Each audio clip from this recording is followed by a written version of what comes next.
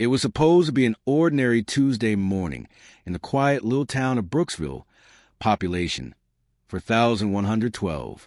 The streets were still damp from the early rain, sunlight flickering through the clouds, and at the corner of Main Street sat a diner that had stood for over 50 years, Miller's Diner. To the locals, it was more than a place to eat. It was tradition, a place where secrets were shared, news spread fast on the radio, and regulars had their names etched into the hearts of everyone who worked there. And at the very last booth by the window sat Arthur Daniels, known to everyone simply as Art, 81 years old, a Vietnam veteran, a man of few words, but every wrinkle on his face told a story. He sat there as he always did, with his back straight, his medals pinned neatly to his faded green jacket, and a quiet dignity that didn't need to announce itself. He'd seen things most people couldn't imagine, and somehow he still managed to smile every morning. Every day, without fail, Art ordered the same thing, black coffee, 2 eggs, and a short stack of pancakes. And the staff loved him for his kindness. He always tipped generously, always said, "Thank you," and always sat at that same booth, the one facing the door. But this morning, that door would open to something no one in Brooksville would ever forget. At exactly 8:37 a.m., the calm was broken by the thunder of motorcycle engines. 3 bikes rolled into the gravel parking lot, dust swirling around like smoke. Heads turned, forks stopped halfway to mouths. The lead rider, a broad-shouldered man with slick-back hair, tattoos running down his arms, and a smirk that could curdle milk, had a name stitched on his leather vest, REX. He and his crew pushed open the door, the bell jingling as their heavy boots clanked against the floor. The room went silent, the kind of silence that makes the air feel heavy. "Morning, folks. Hope there's room for some real men in this place."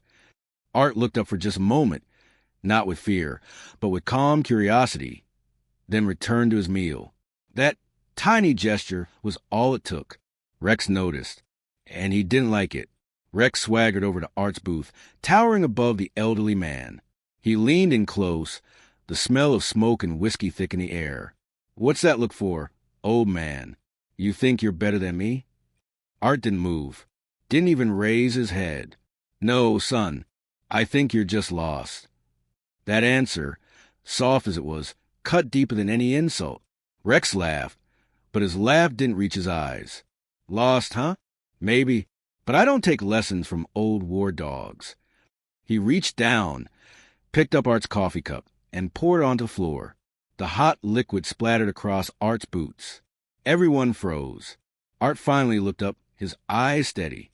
He didn't speak, didn't even frown. He simply pulled out his old flip phone, typed 2 words, and placed it face down on the table. Rex tilted his head. "What? You texting your retirement home?" Then, with a sudden burst of aggression, he slapped Art across the face. The sound cracked through the diner like a whip. Gasps. A drop plate. Someone whispered, "Oh my God." Art didn't flinch, didn't move. He simply looked Rex dead in the eyes and whispered, "You shouldn't have done that."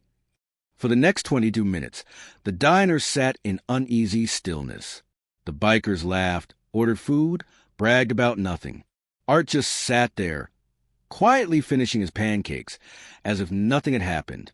But everyone could feel it. Something was coming.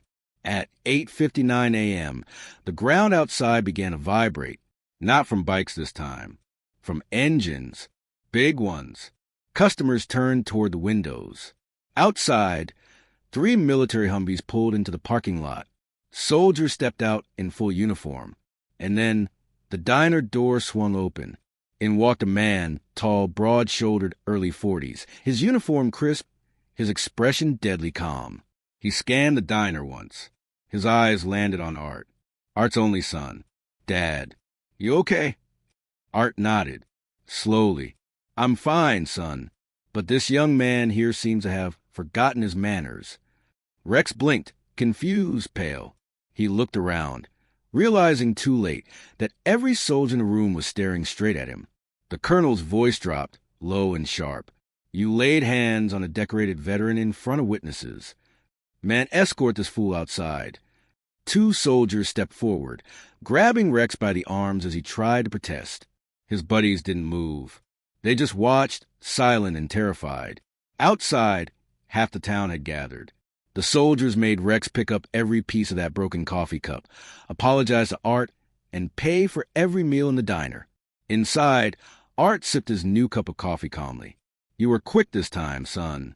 22 minutes, Dad. Record time."